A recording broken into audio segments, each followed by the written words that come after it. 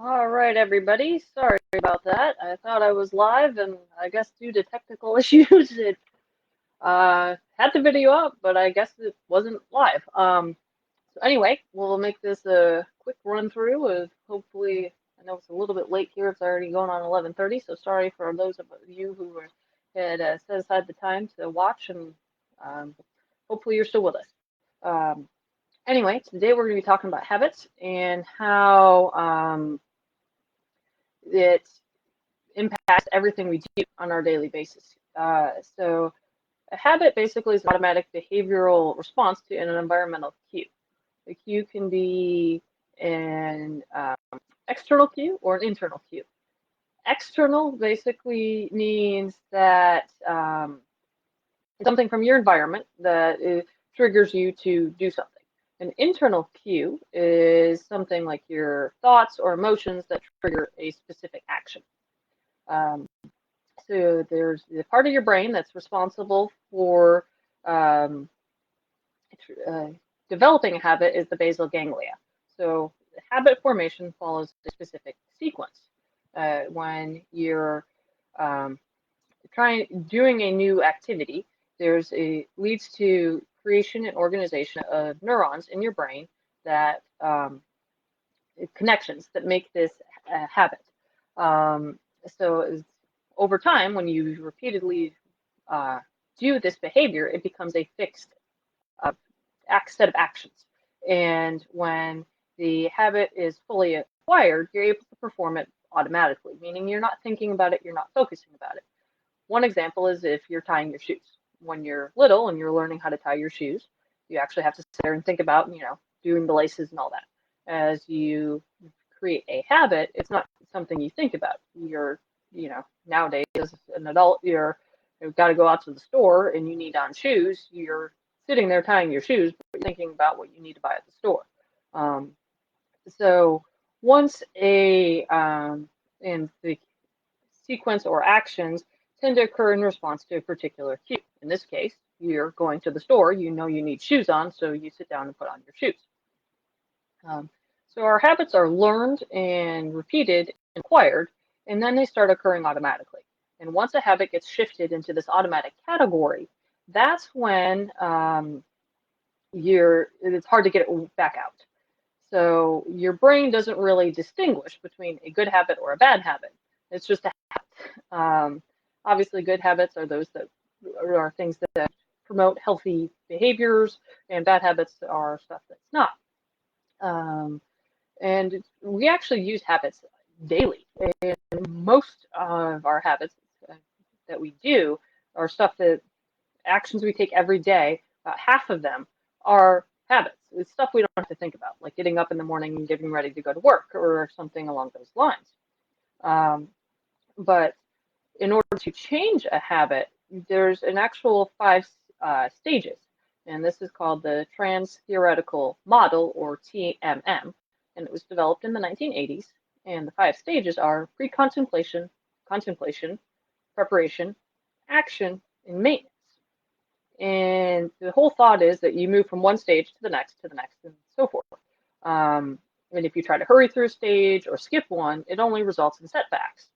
And so each stage has a different strategy that you need to apply in that stage in order to be successful in moving through it. But one thing experts do agree that in order to have long-lasting change, you need to be self-motivated and have positive thinking. Without these, it's incredibly hard to make any change stick. With pre-contemplation, you have no conscious thought that you need to make a change.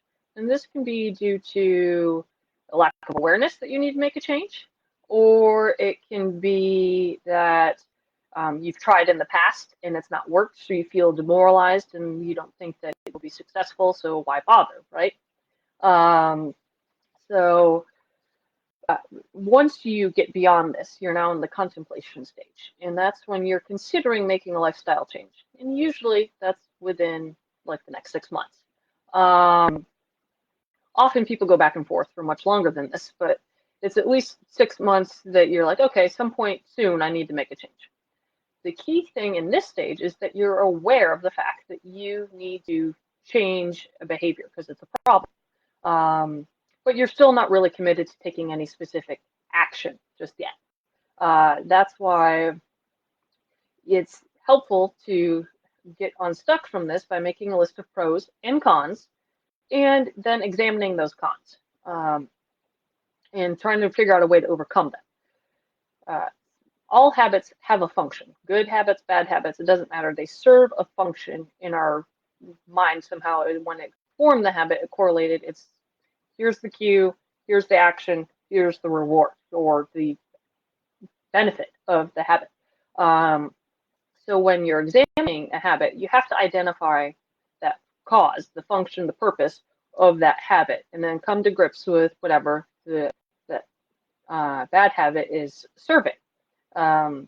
So, for instance, if you're at work and about mid-afternoon, you go to the vending machine because your coworkers are going to be there and you're going to hang out and you chat with them for a little bit. And while you're there, you grab something out of the vending machine to eat, which typically that's not maybe the healthiest thing. And so you are then you're like, well, maybe I really need to start eating better. So you try to avoid eating at the vending machine, but you just don't feel good. You're moody and irritable and all this afterwards because you're not completing the habit sequence. You're not getting that reward. Well, what is it that's driving you to get the reward? Is it that you're actually hungry? Is it that you want to socialize with your coworkers? Or did you just need a break from your work in the middle of the afternoon? But without identifying what the reward is, then you don't know what action to change. So the cue is always going to be the same. The reward needs to be the same. You just need to change the action in the middle. Because without that, then you won't be able to change your habit at all. So if in this example, if you think, okay, well, is the reward actually the snack? Is it socializing, or is it you just needed a break? Well, if it's just you needed a break, instead of going to the vending machine, maybe try going for a walk around the building. If it's that you want to socialize, then invite a friend to go with you to walk around the building. If you're actually hungry and all that, maybe it's the fact that you didn't eat enough for lunch or something else. But in any case, be prepared and bring a healthy snack with you. Instead of going to the vending machine and actually getting something out of that, bring the snack with you when you go to the vending machine area to talk to your friends. And at least you have something to eat while you're still getting the reward. But when dealing with this, sometimes it can be something simple. Sometimes it takes a little bit to figure out what it is that you need to change. So it's important to remember that even if you're feeling guilty or bad about your bad habit, you're not going to stop it unless you come up with another way to deal with the function. And that is the whole key of the contemplation stage, is understanding what is driving the habit to begin with. And so when you're changing your habit, you need to put something else positive in its place. And this something positive can either be something pleasant or it can be something sort of like painful. This might not be necessarily great to begin with, but you need to alter what it is as far as the function of the habit. So once you've contemplated through all that, now you're moving into the preparation stage. You know that you must change, you believe that you can change, and you are making plans to change, usually sometime within the next month. In this stage, you're creating that realistic action plan with achievable goals. So in order to do that, you have to get clear about what you want to accomplish and why. And the key thing here is the why, because without it, you're not going to be overly motivated. What is driving you to make this change? And when you're writing out your goals, and this is key is to write them down, is be very specific and have a practical way to reach it. So when you put down your goal, write it down exactly what you're going to do for that day and when you're going to do it. Also focus on one thing. Don't try to do too much at once, because otherwise you're going to be overwhelmed and then you're not going to get any of them done. But it's also important to anticipate any potential obstacles while in this stage because they will happen. So you need to be prepared for them by A, identifying them, and then B, coming up with what you think would be a good way to handle it when it does occur. So once you have all this done, now you're ready for the action step. And this is when you've made the change, and now you're beginning to experience those challenges. And this is where you're going to take those alternatives that you came up with, actually start implementing them and using them to help you stay the course, if you will. So by having your goals written down, you should refer to them throughout the day. Most people would recommend using after each meal and before bed, read your goal out loud. And if you need to, do it more often during the day. And this is just to help get it out there. And by hearing it and saying it and all that, you actually believe it and you'll do it. This is also where positive self-talk is incredibly powerful. Most people don't realize just talking positive to yourself. A lot of us actually negatively talk to ourselves frequently. By changing it, it can change the course of how you're doing as far as sticking with your habit change. And then the other thing is letting other people know, especially supportive people who are going to encourage you and bolster you up when you're trying to make this change. There's a reason why many recovery programs have group sessions and individual sponsors. It's because having this accountable partner, if you will, is what helps people have the incentive to continue. And knowing that when things get tough, they got somebody they can call and say, hey, I'm having a hard time right now. And you've got somebody who understands what you're going through and can help you stay the course. So while you're doing your action plan and this and all that, you need to reevaluate it at least weekly and write down what worked, what didn't work. Try to stay open-minded during this process so that way you're learning from the experience. You know, think about your goal. Is it clear? Is it meaningful still? Did you try to do too much that week? Or is your goal too difficult? And whatever, what worked. And then write down all of this and then adjust your plan accordingly. So it's important to make these changes because that's what's going to help you actually continue with the change. Being aware of what it is that's working and keeping that and getting rid of what's not working. Then when going through this process, you need to give yourself enough time to see the change. A lot of us don't. Conventional wisdom says it takes about 28 days to actually change a bad habit. Current research is showing it takes at least 90 days. That's 3 months. Some people need even longer than that. And when you consider that 3 months is a long time when you're trying a new habit and you're dealing with challenges and all of those things.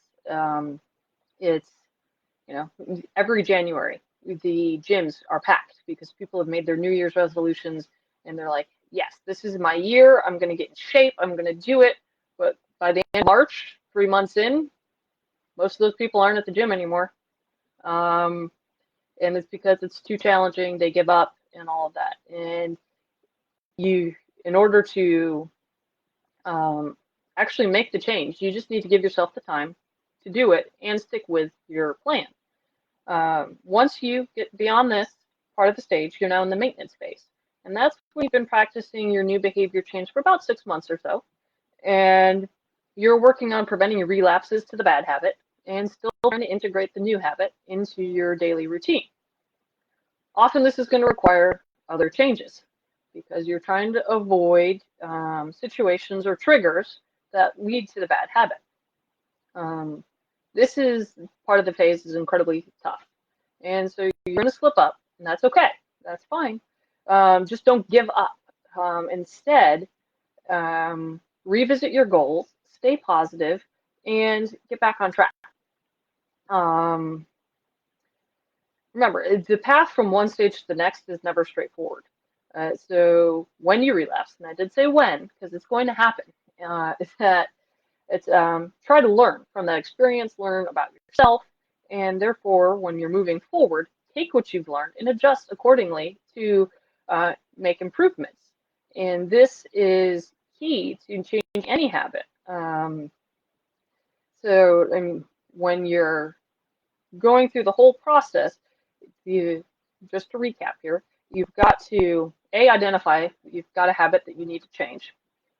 Find out what function that habit is serving. Then, for the same cue, keeping the same reward, subbing out that action step in the middle is key to making the overall change. In order to do it, you need to write down what your goals are, review them daily, multiple times a day, and then reevaluate consistently. So that way, it's always about that self-awareness to get to that self-improvement. And so by doing those steps, you're going to be able to see that habit that you don't want fade away, and you're going to see that new habit integrate. And that's the key. And I mean, it's something that we all struggle with. I'm not exempt from that. I mean, I love dessert. It's one of my favorite things. I mean, who does not love sweet stuff? Cookies and cakes and ice cream and brownies. But I realized that it's unhealthy to have that every night. So for me, my struggle is to not have it every night. So I know my cue is that it's after dinner and it's like, hey, it's dessert time. Well, the reward I get is I like to have that little bit of sweetness.